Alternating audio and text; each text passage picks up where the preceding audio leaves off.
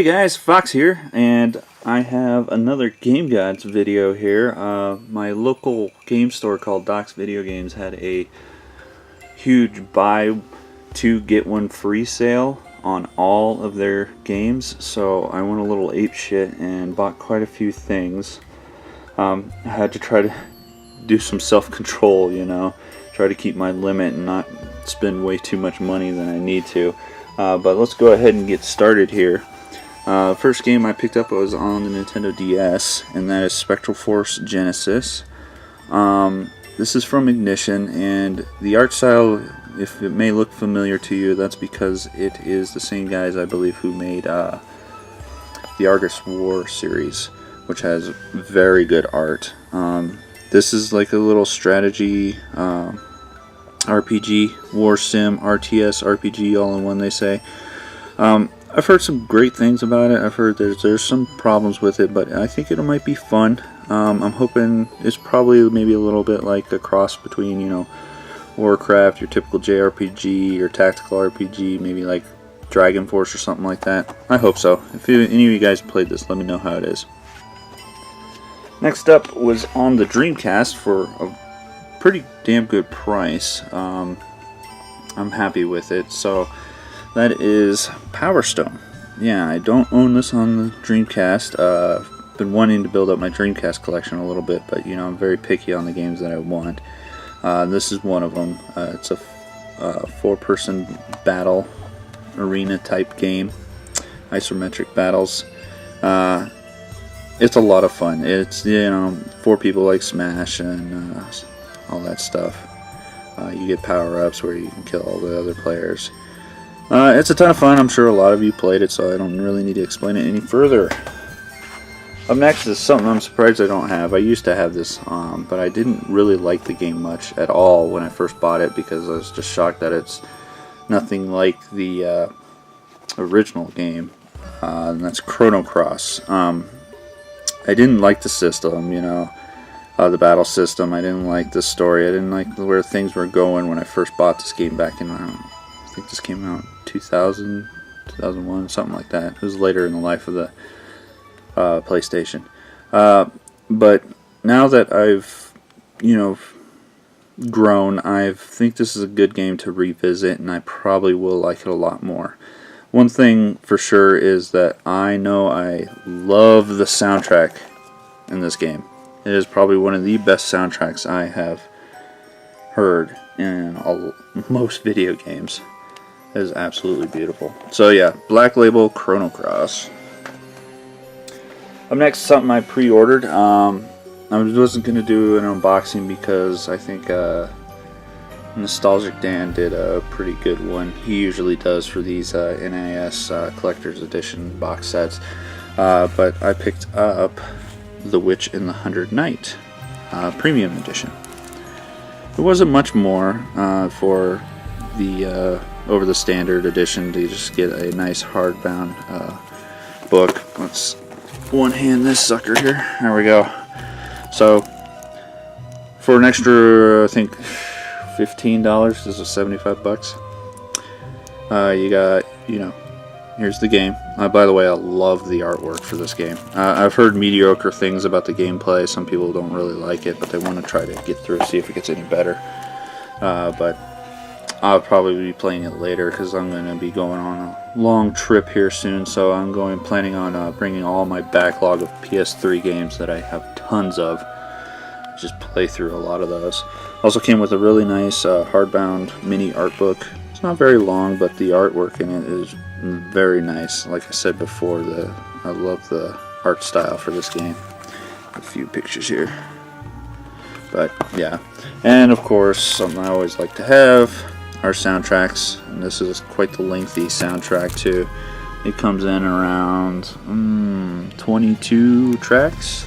That's pretty awesome. As you see, it's still sealed, so this might be in this video. I don't know. We'll see. It depends on if I want to load the soundtrack or not. Next game, ActRaiser 2.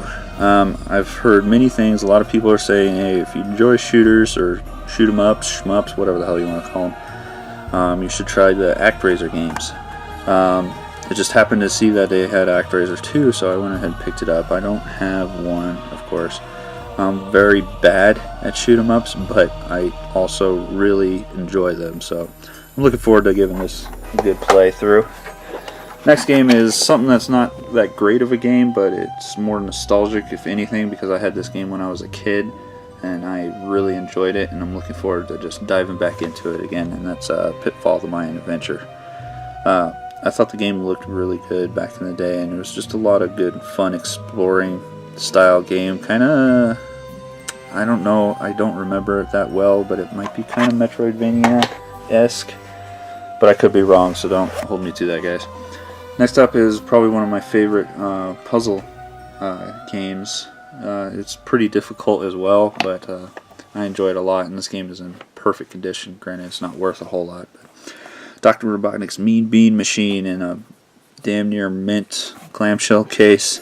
I love this game. It's a lot of fun. It was also on the Game Gear, and it's also in numerous collections. You know, all the Sega collections that they have out there, Sonic's collection and all that crap. So there's many ways to play this. I think it's on the Virtual Console as well. So up next also is, I know I just picked the re-release of this up, but being a collector of especially RPGs, I had to have the original again, and that's Tales of Symphonia on the GameCube.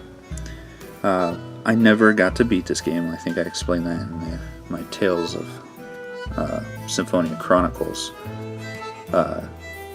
release. I just got stuck at one point in the game and I never finished it. And I've been on a pretty good Tales of kick lately, beating Tales of Graces F and Xillia and Vesperia and all those. So I'm looking forward to playing through this again. I will probably just play it on the PS3 because it's better just to bring one system when I go on my long trip. So I will definitely be playing through that one again. Next, we got a game on the PS2 a lot of people have been talking about on YouTube. So it kind of influenced me on picking this up. I know it's a very, very long game apparently. But yeah, that's alright. Like the artwork, Metal Saga. It looks like a lot of fun. You know, something that brought to us from Atlas. I don't know a lot about this game. I don't know if it's strategy, tactical. I know it's RPG-esque. I know that says 40 hours, but I've heard people saying that it takes over 100. But that's okay. It's nice to have these long-winded games in your collection. Up next, case is in beat up shape, so I'll probably replace this case with some shitty DVD I have. But it's La Pucelle Tactics. I've heard people talk about this, that this is a very fun tactical RPG. So I'm looking forward to giving this one a shot. Or, yeah, see, it looks tactical here. This looks like turn-based combat. You know, I'm not sure exactly what's going on. You can only be so darling when you're hunting demons. But yeah, so, and look at all those little cute characters down there. So, Mastiff, it's a company I haven't heard of, but whatever.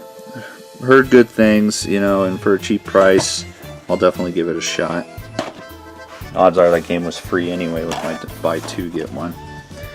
Next up is something that I first experienced on the Xbox 360 with Concept Saga. Very hard board game style RPG with card based. It's a hodgepodge of all kinds of interesting things, but it's a difficult game, but it's a lot of fun and addictive. But I decided to get the original Concept, which is pretty much the same concept. You build a deck of cards with characters on it, and you go around on a grid style map, you know, almost like a board game, and you fight other cards or other people on there with your cards and stuff like that. It's a definitely different and unique type of game. I would say definitely give it a shot. It's much cheaper and easier to get Concept Saga on the 360 than getting this, as this is worth upwards towards $30-$40. So yeah, give it a shot, guys. It's a fun game. And lastly, well, almost lastly, I see I forgot something over there. I picked up a strategy guide for Legend of Gaia. Whenever I see RPG strategy guides, I always try to pick them up, especially for titles that I really like. I love Legend of Gaia. I think it's an absolute blast and a must-play RPG on the original PlayStation. But yeah, this thing is, on the outside, looks very good. This thing is cooked. But on the inside, there are a couple pages, as you see here.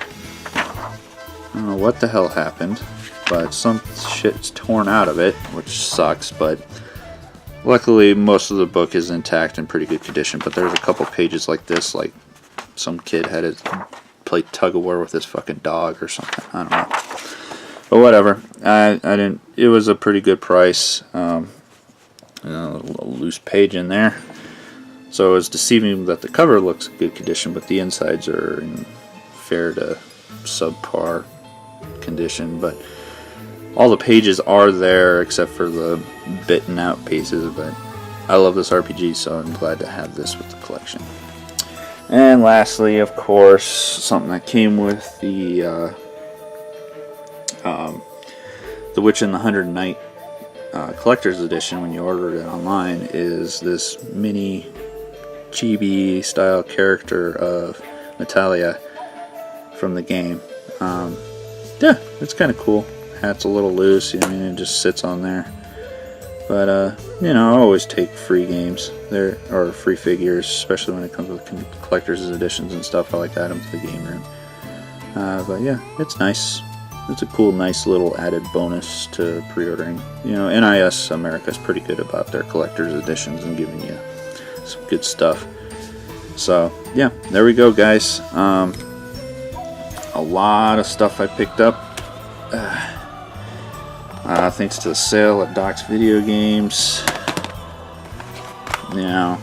It was a lot of fun. I spent a lot of time there doing all that stuff. Guys, I hope you enjoyed this Game Gots video. It ran on a little long, but there was a crap load of stuff in here. So, thanks for watching.